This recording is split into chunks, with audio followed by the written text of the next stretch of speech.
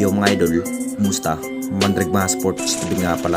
Ating pag-usapan, breaking news, Gilas Pilipinas, Justin Brownlee nakapagdesisyon na maglalaro pa nga ba sa Gilas at RJ Abarrientos may inamin excited sa Gilas. So ilang araw na lang ang bilang para makakasugupa muli ng ating national team na Gilas Pilipinas ang bansang Jordan sa August 28. Hindi rin biro ang nagiging kalalagyan ngayong window mga idol ng Gilas.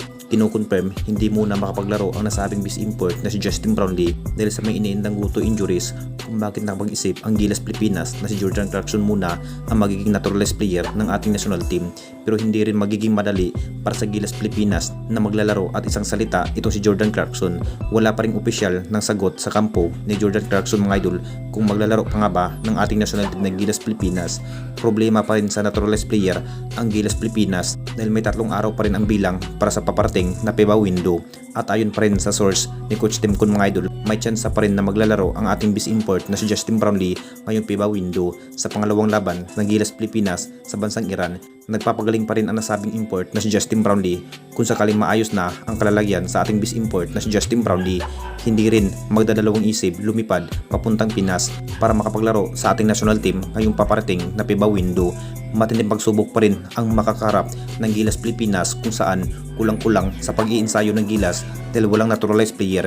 Hindi rin 100% na maglalaro ito si Jordan Clarkson at Justin Brownlee, habang si Justin Brownlee nagpapagaling pa sa kanyang natamong injury last Commissioner Cup. Nagpupokus pa rin ang Gilas kahit walang Justin Brownlee muna, pero may chance pa rin hahabol ang ating bis import sa pangalawang laban kontra sa Iran. At dito na naman tayo sa isa pa nating balita. RJ Abarrientos may inamin excited sa Gilas.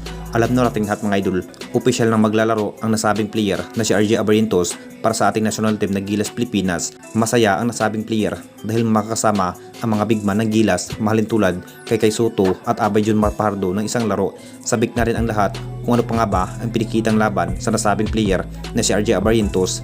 Talagang gagawin pa rin ang kanyang malahasil play kung ano ang kanyang nagiging laro sa upunan ng Barangay Nibra. Talagang ganun rin ang kanyang gagawin para mapapanalo ang Gilas kahit kulang-kulang ngayong paparating na window mga idol. No Justin Brownlee dahil sa injury.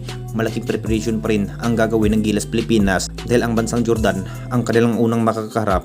Kinakailangan pa rin na manalo ang Gilas Pilipinas para may laban pa sa FIBA World Cup. Ito na rin ang dahilan kung bakit kasama ito si RJ Abarrientos sa isang laro ng ating national team na Gilas Pilipinas. Kumpiyansa pa rin ang nasabing coach na si Coach Tim na magiging big factor sa opensiba ang nasabing player na si RJ Abarrientos. Expected ni Coach Tim na mapapahusay ang sistema kapag si RJ Abarrientos ang magiging gunner ng Gilas ngayong paparating na FIBA Asian Cup qualifiers. Anong masasabi ninyo mga idol tungkol sa ating video?